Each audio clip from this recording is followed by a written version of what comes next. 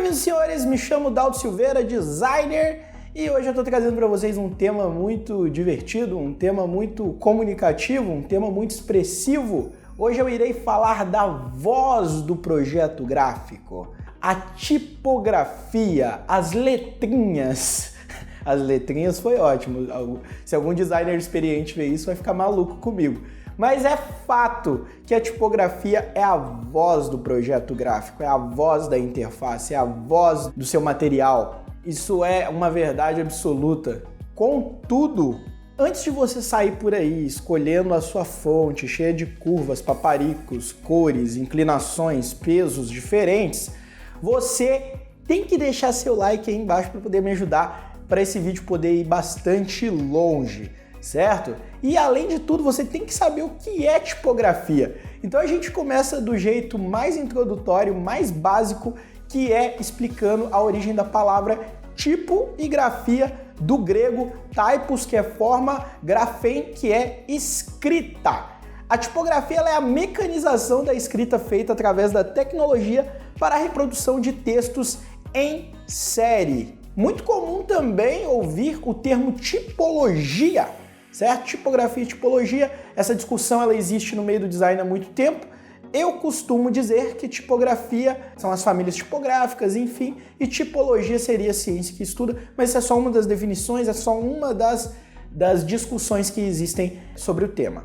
Durante a faculdade, tipografia foi meu segundo tema predileto. Eu sempre gostei muito de web, né, design, tecnologia, etc., como vocês já sabem, mas tipografia era o meu segundo tema predileto e eu acho que eu posso compartilhar um básico para vocês entenderem tipografia. Já que eu estou falando de comunicação e da escrita, a tipografia ela começou lá na China, como tudo, né? Muita gente acha que é o Gutenberg alemão que começou com a tipografia, mas não é. Foi no ano de 1400 depois de Cristo que o Pi Sheng desenvolveu aí essa escrita, digamos assim, e meio que os tipos eram feitos em argila cozida, madeira e até bronze, e eram dispostos numa tábua, tá ligado? Que era a tábua viva. Então, tipo, ele fazia tipo os carimbinhos. A gente não tá falando da escrita, né, de parede, a escrita rupestre. A gente não tá falando disso. A gente tá falando um pouco de uma coisa um pouco mais moderna, que é a parte mecânica da escrita, que de fato é a tipografia.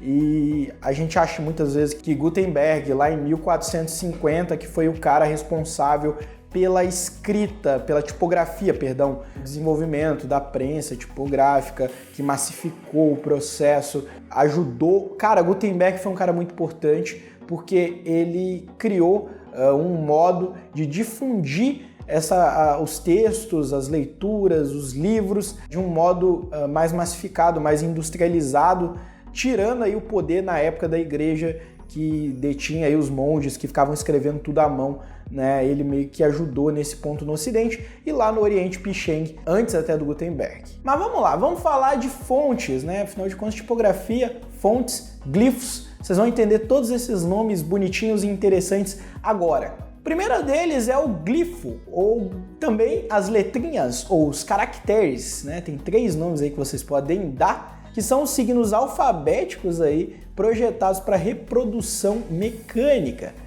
O que a gente conhece como fonte, na real, é a família tipográfica, exatamente. Font family, em inglês.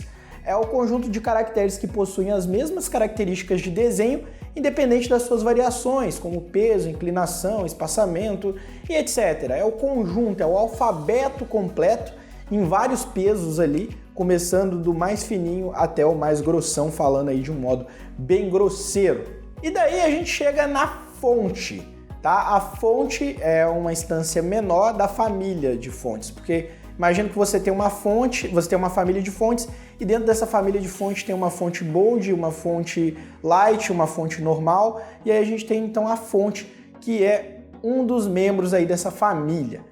É um conjunto, então, de glifos que compõem uma família tipográfica. O termo também é utilizado para poder designar arquivos de fontes digitais, que é o que vocês conhecem. Quando a gente vai numa instância menor, a gente entra na anatomia dos tipos, ou na anatomia dos caracteres, ou dos glifos. E quando a gente fala disso, cara, eu não sei se vocês sabem, mas as letras têm nomes, os pedaços das letras têm nomes, isso mesmo. Mostra aí a imagem para eles, Rafael. Como vocês estão vendo aí, nomes como bojo, haste, farra, perna, serifa, terminal, ombro, vértice, entre muitos outros nomes que vocês não precisam decorar, são os nomes que compõem as letras. Ao menos você seja um tipógrafo. Se você for um tipógrafo, se você quiser ser um designer tipográfico, aí você vai precisar decorar isso tudo, mas eu só estou mencionando por curiosidade. A gente tem também as ligaduras, não são muito comuns de serem usadas em português, mas nós temos, por exemplo, a ligadura do FI, que é bem comum. Quando o cara está projetando lá a família de fontes, ele cria algumas combinações especiais de caracteres com design diferenciado para esses momentos. Então, normalmente elas são as conexões de 2 ou mais caracteres, né? Em português a gente vê aí a FI, como o Rafael está mostrando para vocês no desenho, e ela pode ajudar na legibilidade e, digamos que, na estética da palavra. Quando você fala de estética e de fonte, você invariavelmente vai cair na temática com serifa ou sem serifa. Afinal de contas, o que é uma serifa? Vamos descobrir agora. Serifa é um elemento que faz parte da anatomia do caractere, que você vai muito ouvir falar, inclusive, e essa, na real, você vai ter que conhecer obrigatoriamente. As serifas, elas são aqueles pequenos traços ou prolongamentos que existem no final das hastes aí dos caracteres. Exemplo A, que o Rafael está mostrando para vocês, onde está circulado com a bolinha, é uma serifa. Quando eu devo usar uma fonte serifada ou quando devo usar uma fonte não serifada?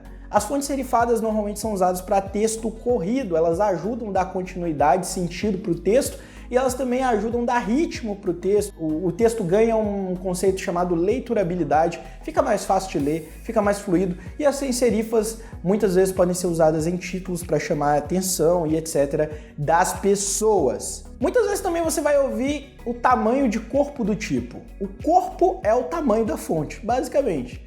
É isso mesmo, como você está vendo aí, o corpo ele é a medida do ponto mais alto, do ponto ascendente, até o ponto mais baixo da fonte, o ponto descendente. E aí a gente tem caracteres que são ascendentes e descendentes, como por exemplo, ascendentes a gente tem o B, o D, o F, o K, né? É ele que passa daquela altura que a gente chama de X, né? Que X é uma descendente, então qualquer coisa que vá acima ou abaixo de X é ascendente ou descendente. Então, a altura de X, qualquer coisa que passa abaixo ou acima da altura de X. A propósito, X é um fator de medida, a gente usa X, altura de X, para poder designar aí o tamanho de uma fonte. Um outro detalhe é que as letrinhas redondas, né, os Os da vida, eles têm eixos. Alguns dos eixos mais comuns que a gente vai escutar muito falar são os eixos humanistas, os eixos racionalistas e os sem eixo. Basicamente, um é inclinado, outro é centralizado e o outro não tem eixo nenhum. Isso fala muito, isso tem muito a ver quando você se aprofunda mais em tipografia. Outras expressões muito comuns de se ouvir é caixa baixa, caixa alta. Caixa baixa é o conjunto de caracteres de letra minúscula e caixa alta são as fontes em maiúscula. A gente também tem as versaletes ou as small caps, que é uma fonte desenvolvida especialmente aí em famílias de fontes mais bem elaboradas e são letras maiúsculas com altura de X minúscula. Isso mesmo, mostra o exemplo, Rafael. A gente também tem os algarismos, que são os números, e eles podem ser old style, que são aqueles que são alinhados pelo texto, né? Então eles passam da linha do X, e a gente tem line, né? Que são os numerais com o mesmo tamanho aí de uma versal de caixa alta. A gente também vai ter os numerais em small caps também. As unidades de medida muito comuns usadas para poder definir tamanho de fonte são pontos e hoje em dia muito comumente pixels, porque nós estamos no tempo digital, mas antigamente era medido em pontos, ou os americanos medem em paicas, cíceros, enfim, eu não preciso muito me aprofundar nisso. Uma outra curiosidade é o M. O M também é uma unidade de medida. O M ele é dividido em 18 unidades e a gente usa ele como uma forma de medida, só que isso é design mais avançado, não tem necessidade da gente colocar aqui no momento. E essa foi uma introdução básica à tipografia. Se vocês gostaram, deixa seu like, comenta aí embaixo sua dúvida. Eu vou ficando por aqui, até a próxima. Tchau, tchau!